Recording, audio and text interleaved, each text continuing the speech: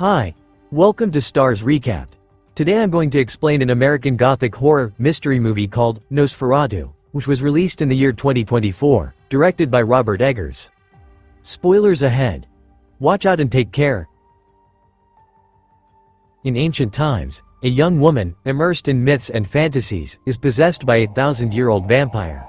Upon learning she is now married, he vows to make her life, and that of her city, a living hell unless they reunite. Ellen, a young woman in the 1980s, summons and makes a pact with Nosferatu, an evil force far beyond her control. The demon vampire has intercourse with her, after which he chokes her, possessing her immediately.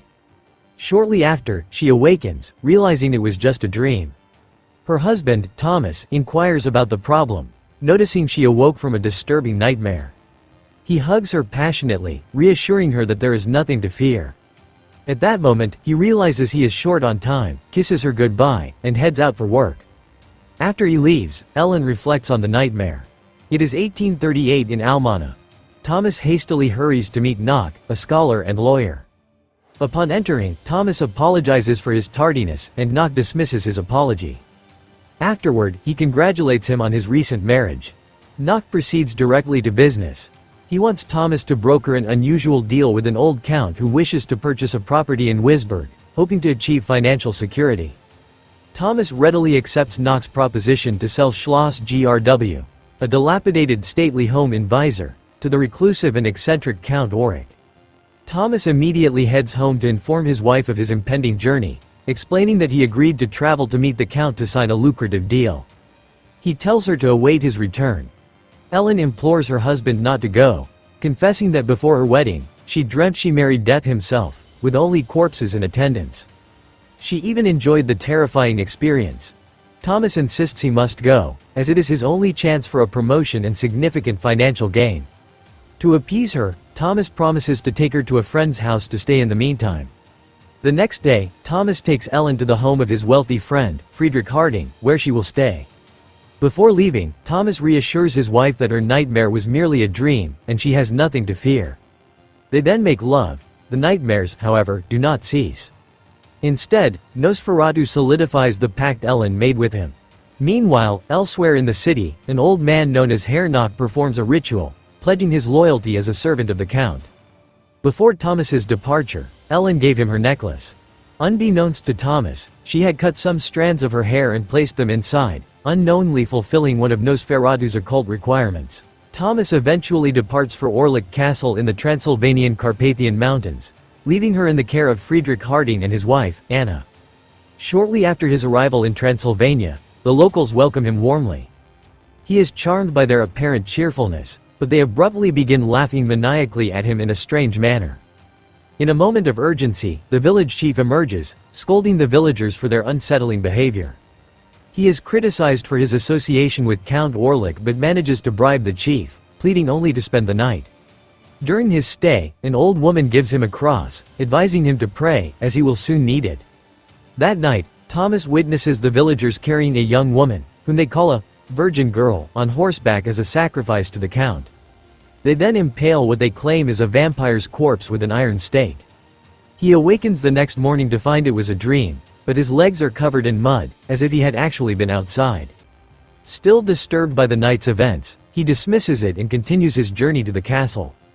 Along the way, he encounters a mysterious carriage and bravely boards it.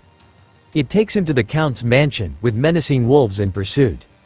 At the castle, Thomas is received by the grotesque and impatient Orlok, who dines with him and insists on finalizing the house purchase immediately.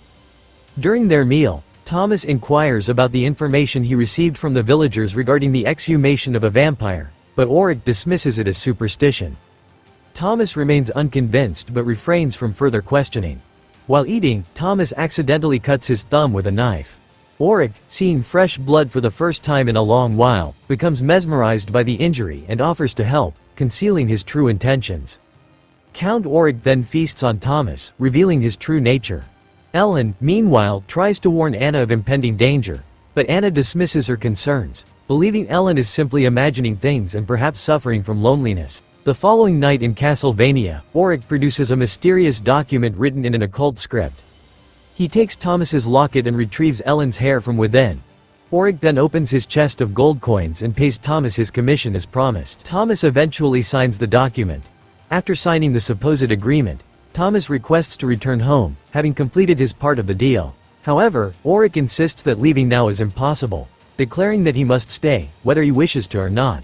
Thomas awakens from a nightmare to find a vampire bite on his chest. Realizing he has been fed upon, he becomes terrified and desperately seeks a way to escape the castle. All the doors are locked. While searching frantically, he discovers a dark, eerie cellar and cautiously descends.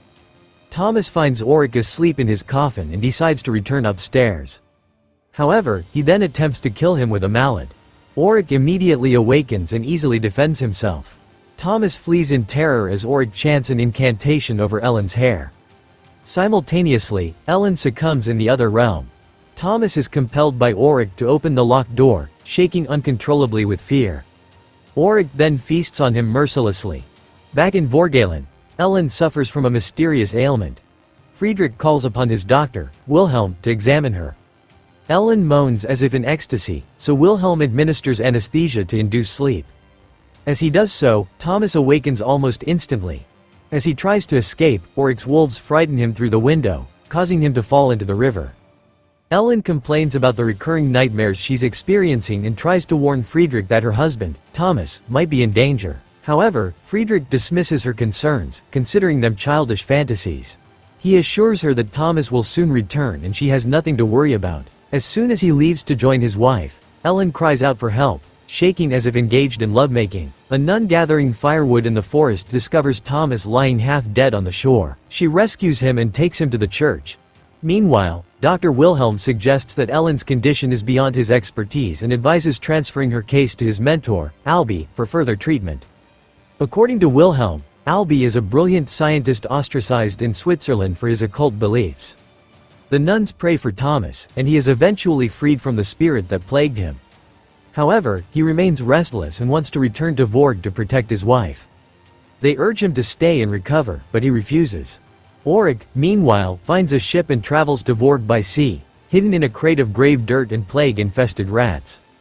At night, he kills a crew member, and when the others become suspicious, he reveals his true form and slaughters them, drinking their blood. Wilhelm and Friedrich eventually arrive at Professor Albie's dilapidated house, which disgusts Friedrich. Albie initially dismisses them, but Wilhelm utters a few enchanting words, triggering Albie's memories. He welcomes them and inquires about the reason for their visit.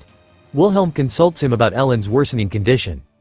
After considering the information, Albie deduces that Ellen is under the spell of Nosferatu, a demonic, plague-bearing vampire. Albie begins treating her, but during the process, she becomes completely possessed, and Orlok speaks through her. She then loses control and screams for help.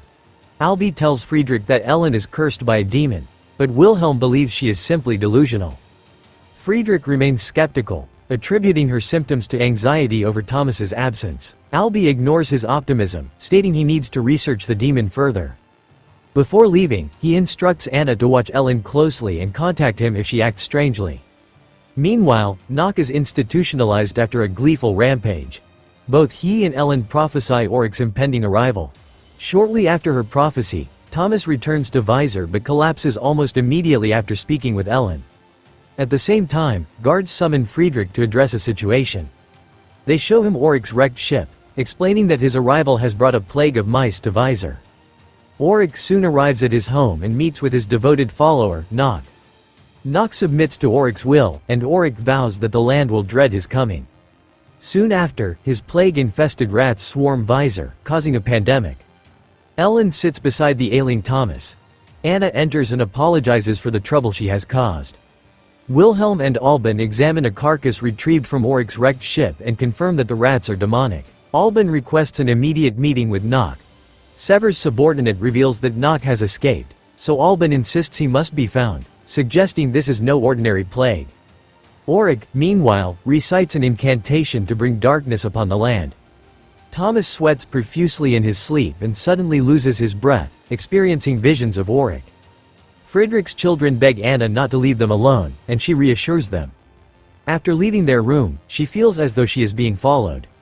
She is startled by Ellen, who acts mysteriously and pleads with Anna to spend the night with her. They eventually sleep together, and Anna gives her a cross, believing God is with them. Back in Albie's office, he reveals they're facing the undead plague carrier, the monstrous vampire Nosferatu. Ellen awakens from a nightmare and comes face to face with Nosferatu. He tries to convince her that she is not human, claiming he has been lying silently in the darkest pit until she awakened him. She reminds him of how she summoned him as a child and how they have been lovers ever since, until Thomas married her. Now, she insists, she has moved on and no longer needs him. Orlok becomes enraged and gives her an ultimatum. Come to him, or he will destroy everything she holds dear. Ellen awakens, realizing it was another nightmare. She looks for Anna but finds her dead on the floor, being devoured by mice. Throughout the city, people are becoming sick and dying from the plague. Friedrich, who previously doubted the vampire's existence, wonders how to save his wife. Overwhelmed by the recent events, he sends Ellen and Thomas away. Ellen confronts Thomas, reminding him of his warning not to travel. She questions him about the document he signed for Orlok in exchange for gold, asking if it nullified their marriage. Thomas insists he believed it was payment for the land and would never betray her. The argument escalates, and she begins shaking violently, becoming possessed by Nosferatu. Thomas attempts to exorcise the demon by having sex with her. Afterward, she regains consciousness, and Thomas embraces her. The following night, Orlok demonstrates his power by killing Friedrich's children. After they are buried alongside their mother, Friedrich finally accepts the reality of Nosferatu. Albie proposes an expedition with Wilhelm and Thomas to decapitate Orlok while he rests at Schloss GRW. His research reveals that Nosferatu can only be destroyed by the willing sacrifice of a pure maiden, with Ellen being the only suitable candidate. Overcome with grief, Friedrich goes to his wife's coffin in the cemetery and commits necrophilia. He dies from the plague before von Fraun and the others arrive. To sanctify the cemetery, they set the bodies ablaze. They then proceed with their expedition. Ellen physically summons Orlok to her chambers. They find the coffin they believe contains Orlok. Thomas opens it and stabs the body inside, but it is Nosferatu, not Orlok. Realizing the expedition was a diversion, Thomas rushes back to Ellen. Von Fraun prays and burns the crypt to the ground. Orlok arrives to meet Ellen, his bride-to-be. She accepts his vows, and they make love. Ellen submits to his will, allowing him to feed on her while they engage in gruesome sex. The next morning, Orlok feels a sense of indifference and is about to leave, but Ellen urges him to continue, unaware that it is almost daylight. He does so while lying with Ellen. Thomas arrives and finds his wife on her deathbed. He holds her hand as she dies from exsanguination, ending the plague and the evil Nosferatu. That's my explanation for the movie, Nosferatu. So, what do you guys think about the movie? Write in the comment, turn on the notification and leave a like to help the channel out. Thank you for watching.